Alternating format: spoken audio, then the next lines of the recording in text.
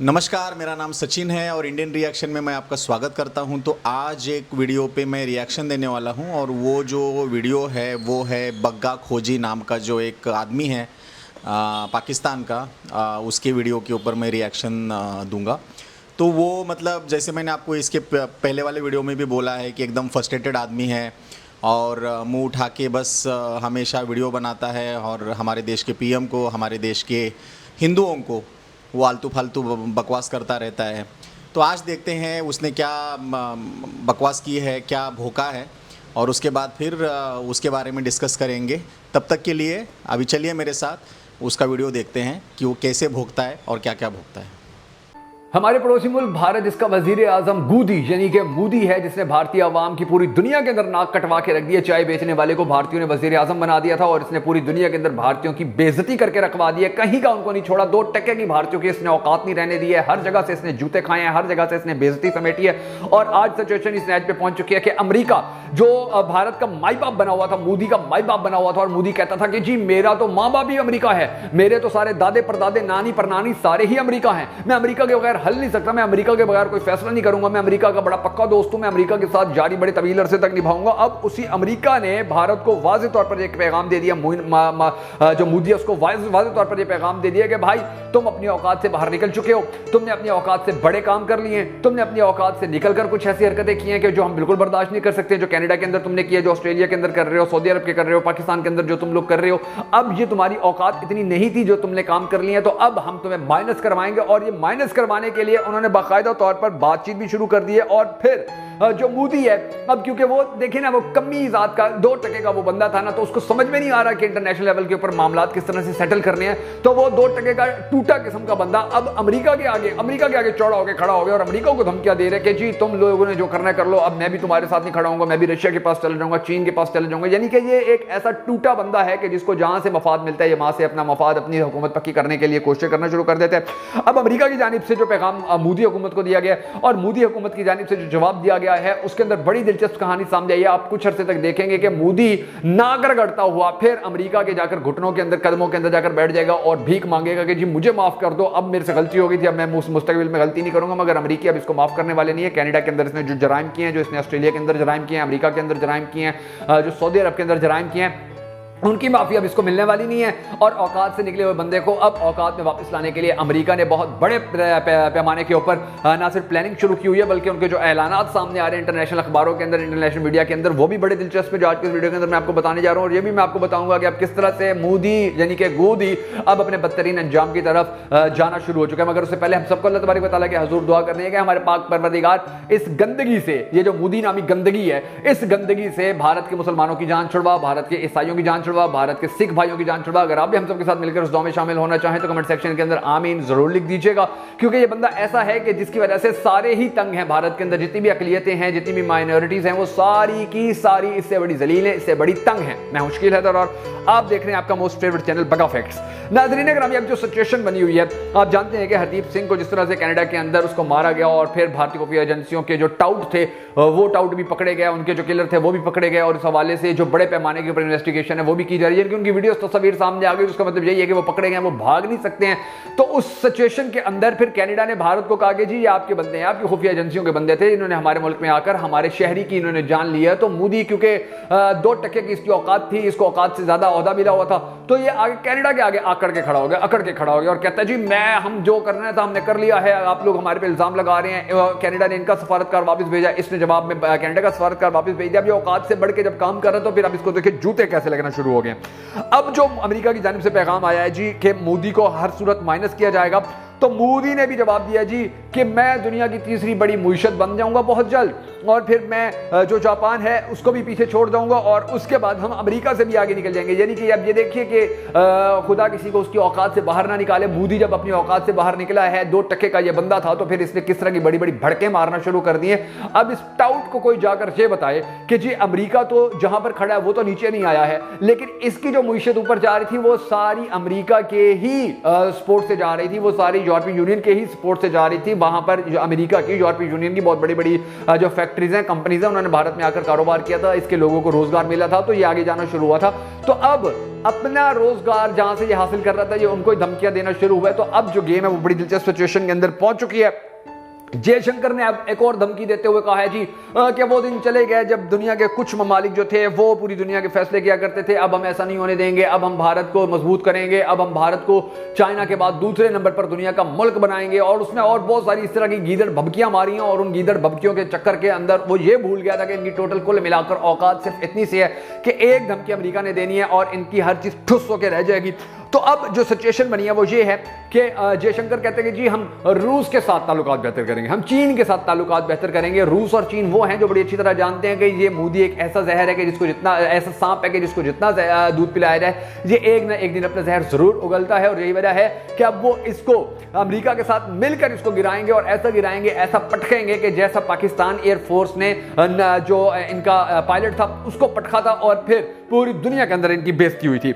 अब जो सिचुएशन है नाज़रीन गिरामी वो ये है कि भारत के अंदर Y-1 के लिए अब आप देखेंगे कुछ अरसे के अंदर अदम एतमाद आ सकता है, या भारतीय एस्टेब्लिशमेंट को आप देखेंगे कि वो एक्टिव हो जाएगी मोदी को साइड पर खड्डे लाइन लगाने के लिए, या जो राह है उसको अमेरिका हड्डी डालेगा और उसको हड्डी डाल के कहेगा कि तुम लोगों ने अपने जितने भी पार्लियामेंट के लोग हैं उन जितने खरीदने हैं उनको जितना भी पैसा लगता है वो पैसा हमें बताओ, हम आपको पैसा देंगे, इन सबको हड्डी डाल के इधर ले आओ और फिर मोदी के खिलाफ जो अदम एतमाद है उसको कंप्लीट करो और फिर मोदी को खड्डे लाइन लगा दो। लेकिन सिचुएशन थोड़ी सी गंभीर है और वो सिचुएशन इस तरह से गंभीर है कि मोदी के पास इस वक्त फुल जो मेजोरिटी है वो है बहुत सारी भारतीय रियासतों के अंदर, उसकी अपनी हुकूमत बनी हुई है।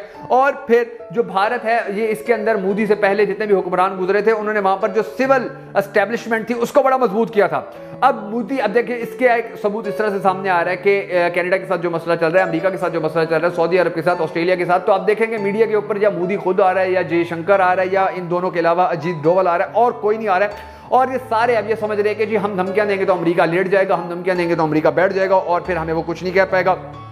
और दूसरी जानिब जो अमेरिका की खुफिया एजेंसियां हैं, जो कनाडा की खुफिया एजेंसियां हैं, जो सऊदी अरब की हैं, जो ऑस्ट्रेलिया की हैं, उन्होंने तमाम तर मामला जो हैं वो इकट्ठे कर लिए हैं। एस्टेब्लिशमेंट जो इंटरनेशनल एस्टेब्लिशमेंट है उसको भी अब बता दिया गया है कि जी हमारे पास सबूत हैं और मोदी ने हमारे ही बंदे मार के फिर हमारे ऊपर इल्ज़ाम लगाने शुरू कर दिया, हमारे ही सफारतकारों को वापस भेजना शुरू कर दिया, तो अब इसके खिलाफ एक्शन लिया जाना चाहिए। और फिर अब इंटरनेशनल एस्टेब्लिशमेंट के अंदर कहा, मोदी को बड़ा गरूर था, बड़ा फख्र था कि जी 40% तो हमारे बंदे हैं, 40% तो हमारे अफसर बैठे हुए हैं, 40% तो हमारे लोग बैठे हैं और बाकी 60% जो हैं वो चीन के हैं या दूसरे छोटे मोटे ममालिक के हैं। तो अब उसका ये गरूर भी टूटता आपको नजर आएगा। बहुत जल्द आप देखेंगे कि इनके जो लोग वहां पर बैठे हुए थे उनको फिर उनकी औकात याद करवाई जाएगी कि अगर तुमने अपनी औकात से निकलकर बात की या काम किया तो हम लोग वही हैं कि जिनको जो तुम्हें यहाँ पर लेकर आए थे और हम तुम्हें इसी तरह वापस लेकर भी जा सकते हैं। अब दूसरी जानिब जो बरतानिया का वजीर आजम है, जो भारतीय निजात है, उसको भी मोदी ने कहा था कि जी तुमने अपने मुल्क के अंदर सिखों का एहतजाज नहीं होने देना, और उसने कहा था जी ओके मैं एहतजाज नहीं होने दूंगा। जिसके बाद कनाडा ने, अमेरिका ने उसको बताया कि भाई तुम दो बेऔकाते, बेशक तुम बेऔकाते भारतीय हो, बेशक तुम्हारी औकात नहीं है, बेशक तुम अपनी औकात जल्दी भूल जाते हो, मगर याद रखना कि अगर यहां पर अवाम को एहतजाज करने नहीं दोगे, सिखों को एहतजाज करने नहीं दोगे तो फिर तुम भी वजीर आजम नहीं रह सकते हो, क्योंकि हम तो जमहूरी ममालिक हैं, हम तो अपनी आवाम को खुली आज़ादी देते हैं, खुली छूट देते हैं, वो जिसके खिलाफ जितना मर्जी एहतजाज कर लें। तो तुम अगर ऐसा करने की कोशिश करोगे तो फिर आने वाला वक्त तुम्हारे लिए भी बड़ा खराब हो जाएगा।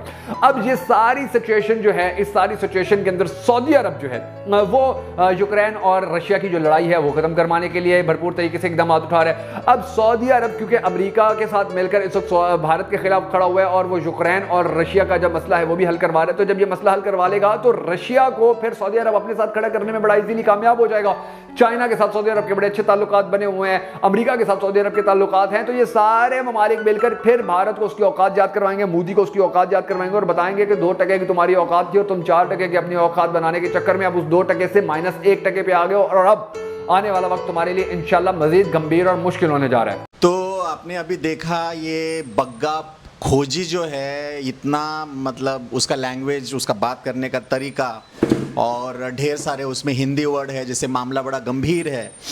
मतलब सारी चीज़ें आपको इंडिया से उठानी है, चाहे कंटेंट हो, लैंग्वेज हो या मसले हो, सारे के सारे भारत से उठाने हैं और भारत के बारे में ही बकवास करनी है। तो एक बात बता भाई, बार बार ये तू क्यों बोलता है क्रिश्चियन, सिख और मुसलमान, वो तीनों ही माइनॉरिटीज़ के ऊपर जुल्म हो रहा है, ये हो रहा है, वो हो रहा है, तुझे क्या पता है? तूने कभी होमवर्क किया है उसके बारे में? अरे भाई, आपने खुद के देश में आग लगी पड़ी है, तुम्हारे पिछवाड़े में आग लगी पड़ी है, उसको बुझाने के बजाय तुम पड़ोसी के घर में देख रहे हो कि क्या हो रहा है क्या नहीं हो रहा है। ये सबसे बड़ी गलती है। दूसरा ये है कि बाइडन ने ऐसा बोल दिया वैसा बोल दिया, भैया वो 26 जनवरी को आ रहा है इंडिया, वो जब हमारा रिपब्लिकन डे होता है उस टाइम पे वो तो आ रहा है, वो उसका क्या, उसके बारे में तो तुझे पता भी है या नहीं है। चलो ये हो गया। उसके बाद अब ये कह रहा है कि सारे कंट्री एक हो जाएंगे और भारत को अपनी औकात दिखाएंगे। भाई हमारी औकात पहले भी थी, अभी भी है और आगे भी रहेगी, लेकिन तुम अपने बारे में बात करो। अभी सुबह में मैंने न्यूज़ देखा था कि सऊदी अरबिया ने आपके वहाँ के 1400-1500 जो ट्रैवल एजेंसी थे उसमें से लगभग 1300 से ऊपर ट्रैवल एजेंसीज बंद कर दिया, और उन्होंने कहा साफ साफ कि भाई आप हम उम्रा के लिए जो अल्लाह की इबादत करते हैं, जो मक्का मदीना जो अपने आखिरी जैसे हम लोग हमारी तीर्थ यात्रा करते हैं, तो उस तरह से जो लोग आने वाले हैं उनको ही भेजना, भिखारियों को मत भेजो वहाँ पे। भिखारियों की तादाद बहुत बढ़ रही है और 90% जो है भिखारियों आपके देश के हैं। ऑफिशियली स्टेटमेंट दिया है सऊदी अरबिया ने, उसके बारे में तुम क्या बोलोगे? उसके बारे में तुम कुछ नहीं बोलोगे। और ऋषि सुनक की औकात 2% की है, नरेंद्र मोदी की औकात 2% की है। भाई 2% की है इसीलिए तो वो नरेंद्र मोदी जो है वो देश के हमारे पीएम हैं और वो इंग्लैंड के पीएम हैं। तुम्हारी क्या औकात है बताओ? तुम्हारा कौन है ऐसा जो किसी बड़े गूगल हो या फिर यूट्यूब हो या फिर तुम्हारा ट्विटर हो, माइक्रोसॉफ्ट हो या कोई भी ऐसी अमेरिकन कंपनी हो जहाँ पे आपका कोई सीईओ या फिर कोई सीनियर पोस्ट पे वहाँ पे है? कोई भी नहीं है, बिल्कुल नहीं है कोई। तो फिर ये सब बातें बोलने से कोई मतलब नहीं है। तुम्हारा फ्रस्ट्रेशन जो है वो इतना ज़्यादा दिखाई दे रहा है और शायद तुमको समझ में नहीं आ रहा है कि मैं उनकी तारीफ़ करूं या उनको बदनाम करूं। लेकिन ये एक अच्छी बात होती है, जब आप किसी को बदनाम करने लगते हो तो उनका नाम और हो जाता है। अच्छा, उसके बाद ये बार बार मतलब मोदी ने ऐसा किया, मोदी ने वैसा किया, मोदी की औकात नहीं है, मोदी क्या बोलते हैं, मोदी के हाथ पांव फूल गए। अरे भाई कभी तू तो इंटरनेट यूज़ करता है, मैं तेरे वीडियोस वगैरह देखता हूँ, जो भी तू तो इंटरनेट में थोड़ा सर्च किया कर। तूने कुछ टाइम पहले ही अपने वीडियो में बोला है बेंगलोर ऐसा है, माइक्रोसॉफ्ट ऐसा है, इंडिया में ये हो गया, इंडिया में वो हो गया। अचानक ऐसा पिछवाड़े में किसने बम्बू डाल दिया कि तुम अचानक से मोदी के बारे में बकवास करने लगे? मुझे मतलब ताज्जुब होता है कि डबल स्टैंडर्ड लाते कहाँ से हो तुम लोग? हाँ बताओ। वहाँ पे पाकिस्तान में ऐसे भी कुछ वीडियो क्रिएटर है जो हॉनेस्ट वाला, जो एकदम सच्चाई वाला जो वीडियो है वो दिखाते हैं वहाँ पे। जो भी इंडिया, मैं ये नहीं कह रहा हूँ कि हमारे इंडिया में सब कुछ एकदम बेस्ट है, मैं कभी नहीं कह रहा हूँ। ये सारे देशों में प्रॉब्लम होते हैं, मेरे देश में भी प्रॉब्लम है, इश्यूज़ है, लेकिन उस इश्यूज़ को हम लोग पहले सॉर्ट आउट करते हैं, उसके बाद वो दूसरों की बातें करते हैं। जैसे एग्जांपल, फ्लाइट में कभी बैठे हो तो फ्लाइट में ये बोलते हैं कि अगर हवा का दबाव कम या हो जाने पर ऑक्सीजन मास्क जब नीचे आता है ना तो सबसे पहले अपने मुंह पे डाले, बाद में फिर दूसरों के मुंह पे लगाए। लेकिन तुम्हारा क्या है पता है ना, खुद के मुंह पे लगाना है ना सामने वाले को लगवाने देना है, बस ऐसे ही मर जाना है तड़प तड़प के और जलन के मारे।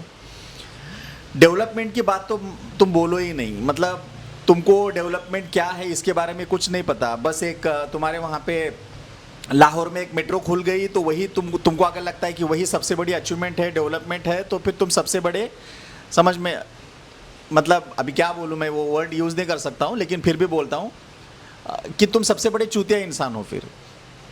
और कोई अच्छा, जैसे मैंने इसके पहले भी बोला, भाई कोई अच्छा कंटेंट बनाओ, कुछ अच्छी जानकारी दो, अपने वीडियो को, अपने यूट्यूब को ग्रो करो।